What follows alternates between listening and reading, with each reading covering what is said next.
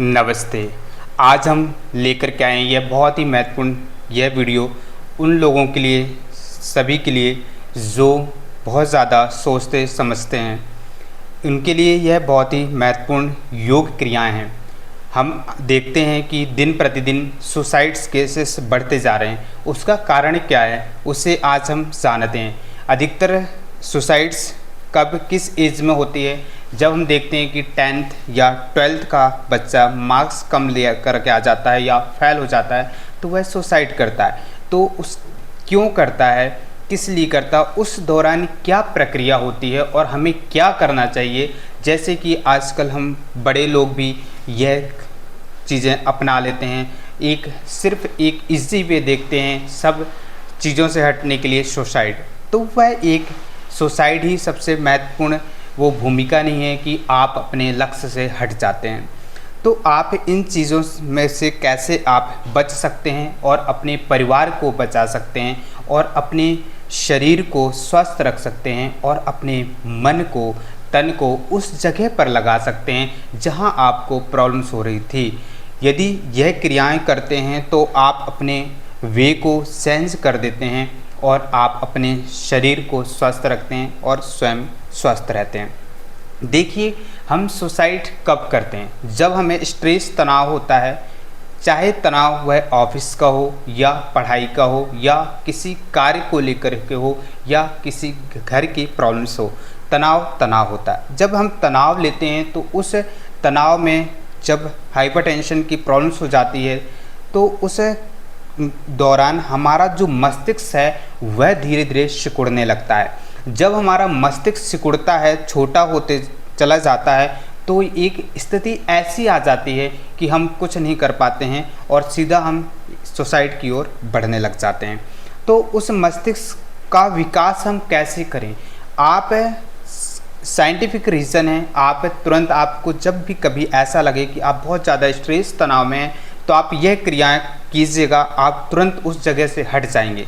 एक पल के लिए मात्र यह चीज़ें होती। जब हमारा मस्तिष्क सिकुड़ता है तो ऑक्सीजन की हमारे मस्तिष्क में कमी हो जाती है और नेगेटिविटी बहुत ज़्यादा बढ़ जाती है। उस नेगेटिविटी को जब हम हटा देते हैं और पॉजिटिविटी को अंदर लाते हैं तो यह प्रॉब्लम्स नहीं होती हैं। तो पॉजिटिविटी को अंदर लाने के लिए सबसे महत्वपूर्ण है प्राणायाम। जब आप का मन कभी भी ऐसा विचलित होता है, आपको प्रॉब्लम्स होती हैं, आपका मन इधर उधर भटकता है, तो आप प्राणायाम करें। प्राणायाम करने से हमारे मस्तिष्क का विकास होता है। जो मस्तिष्क हमारा सिकुड़ रहा होता है वह धीरे धीरे हमारा खुल जाता है मस्तिष्क, और हमारा मस्तिष्क सिर्फ ऑक्सीजन मांगता है। ऑक्सीजन की कमी के कारण ही बहुत सारी प्रॉब्लम्स हमें देखने को मिलती हैं। जब ऑक्सीजन प्रॉपर मात्रा मस्तिष्क तक पहुंचती है तो हमारी बहुत सारी प्रॉब्लम्स की जो जड़ हैं वह खत्म हो जाती हैं।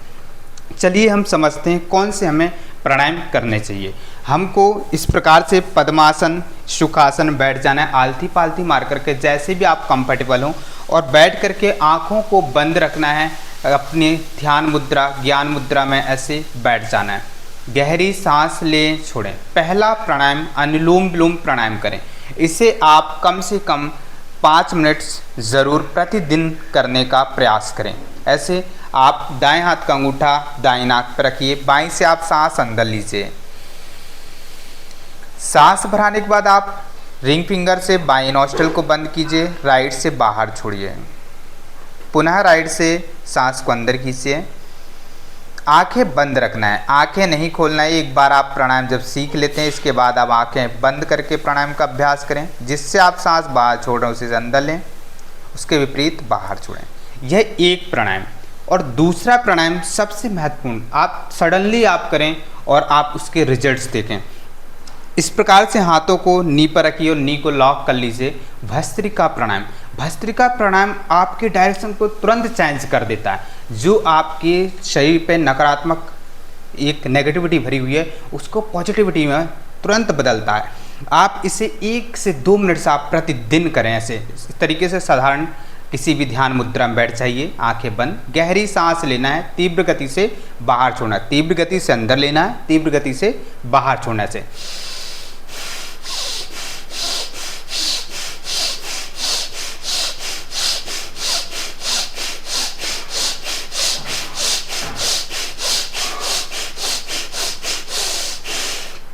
यह भस्त्रिका प्राणायाम।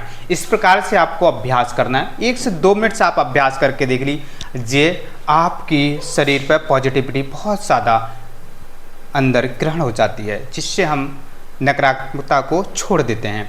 तीसरा प्राणायाम भ्रामरी प्राणायाम।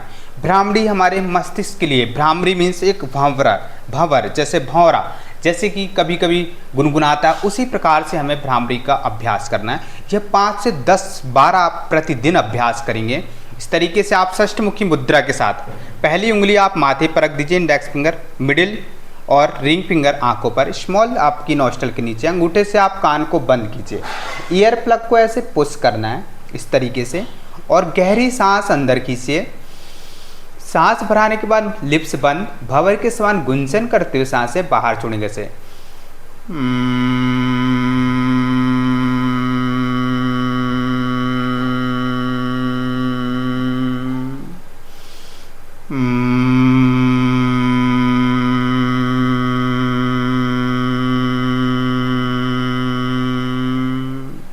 इस प्रकार से आपको 5 से 10 बार अभ्यास करना है, जब तक आपकी सांस खत्म नहीं हो जाती। गुंजन करते हुए धीरे धीरे सांस को बाहर छोड़ना है। चौथा प्राणायाम आपका उद्गीत प्राणायाम, प्रणव ध्वनि, जो हमारे नाभि मीन्स मणिपुर चक्र से निकलती हुई आपके अनाहत चक्र को भेदती हुई कंठ से बाहर निकलती है। इस तरीके से आइज क्लोज, ज्ञान मुद्रा में, डीप ब्रीथ इन, स्लोली एक्सेल। अब प्रणव ध्वनि उद्गीत प्राणायाम का अभ्यास करने से